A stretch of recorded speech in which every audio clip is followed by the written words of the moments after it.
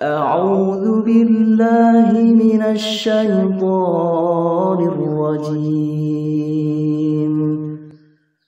بسم الله الرحمن الرحيم Assalamualaikum warahmatullahi wabarakatuh. A'udzu billahi minasyaitonir rajim. Bismillahirrahmanirrahim. Alhamdulillahi rabbil alamin. Wa bihi nasta'inu ala umurid dunya waddin. Wassalatu wassalamu ala sayyidina Muhammadin wa ala alihi wa sahbihi ajma'in. Amma ba'd. Saudaraku rahimakumullah, ada dua hadiah istimewa yang disediakan bagi penunggu sholat jamaah. Akan tetapi hadiah istimewa ini hanya akan diberikan selama kita bisa menjaga diri dari dua perkara. Apa saja dua perkara yang dimaksud? Simak penjelasannya dalam video kami berikut ini. Semoga bisa memberi manfaat untuk kita semuanya. Amin ya rabbal alamin. Anda yang tengah menunggu sholat jamaah, jangan khawatir, karena menunggunya Anda tidak akan pernah sia-sia, tapi ditulis pahala sebagai orang yang ada di dalam sholat, meski Anda belum mengerjakan sholat. Diterangkan dalam hadis dari Abu Hurairah radhiyallahu anhu bahwa Nabi Shallallahu alaihi wasallam bersabda, salah seorang dari kalian senantiasa berada di dalam sholat selagi sholat itu menahannya. Tidak ada yang mencegahnya untuk kembali pulang kepada keluarganya kecuali hanya sholat. Hadis riwayat Bukhari dan Muslim. Pada riwayat yang lainnya disebutkan dari Anas bin Malik radhiyallahu anhu, Nabi Shallallahu alaihi wasallam bersabda, manusia telah sholat dan tidur, sedangkan kalian senantiasa dihitung di dalam sholat sejak kalian menunggunya. Hadis riwayat Bukhari. Ibnu Abdul Bar dalam At-Tamhid berkata, orang yang menunggu sholat memiliki keutamaan yang sama dengan orang yang sedang sholat. Allah memberikan keutamaan dengan apa yang Dia kehendaki kepada siapa yang Dia kehendaki. Tidak ada yang bisa meralat dan menolak keutamaannya. Tak hanya itu, Anda akan terus didoakan para malaikat selama Anda menunggu sholat jamaah sampai iqomah dikumandangkan. Dijelaskan dalam hadis dari Abu Hurairah radhiyallahu anhu bahwa Nabi Shallallahu alaihi wasallam bersabda, sesungguhnya salah seorang di antara kalian senantiasa berada di dalam sholat selagi sholat itu yang menahannya, sementara para malaikat berdoa, ya Allah, ampunilah dia, rahmatilah dia. Hadis riwayat Bukhari.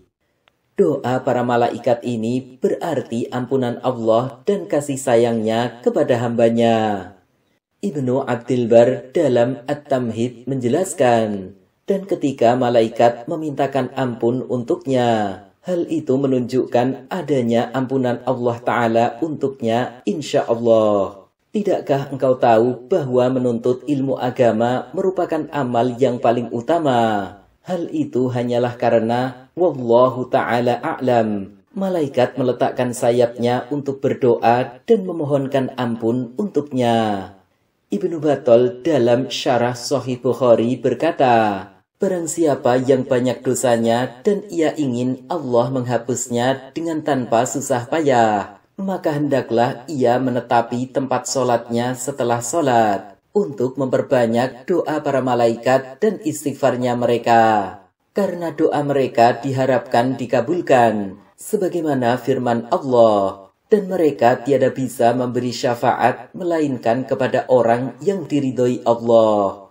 Jadi, selama menunggu sholat jamaah tersebut, Anda akan terus ditulis mendapat pahala sholat dan didoakan para malaikat. Tak peduli apakah Anda dalam kondisi orang yang berzikir ataukah tidak.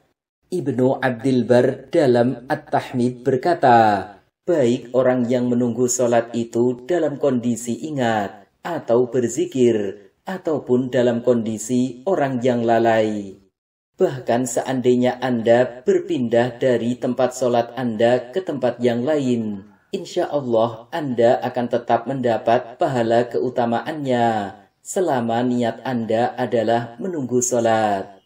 Allamah Al-Aini dalam Umdatul Qari berkata, padanya terdapat penjelasan keutamaan orang yang menunggu sholat secara mutlak, baik ia menetap di tempat duduknya di masjid atau ia berpindah ke selainnya.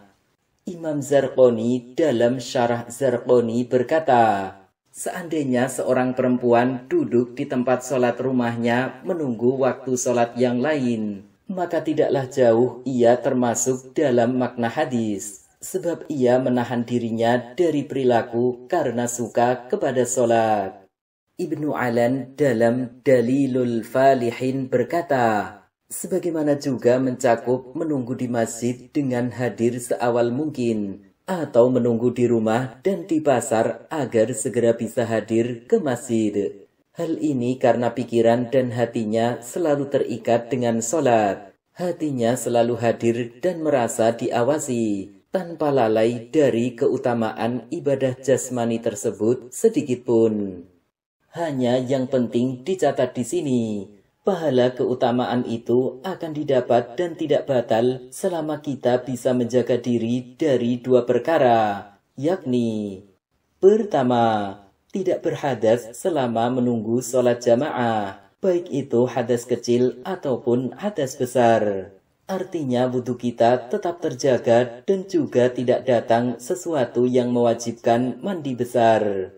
Dijelaskan dalam hadis dari Sahal bin Sa'ad radhiyallahu anhu, Nabi sallallahu alaihi wasallam bersabda, siapa yang di masjid menunggu sholat, maka ia ada di dalam sholat selama ia tidak berhadas.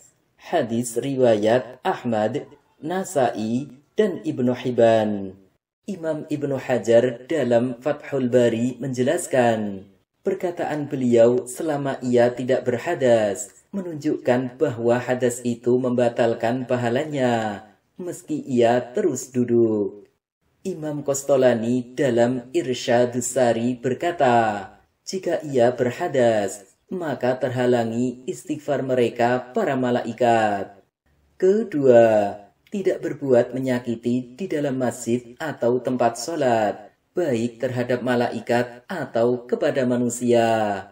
Diterangkan dalam hadis dari Abu Hurairah radhiyallahu anhu, Rasulullah sallallahu alaihi wasallam bersabda, selama ia tidak menyakiti di dalamnya.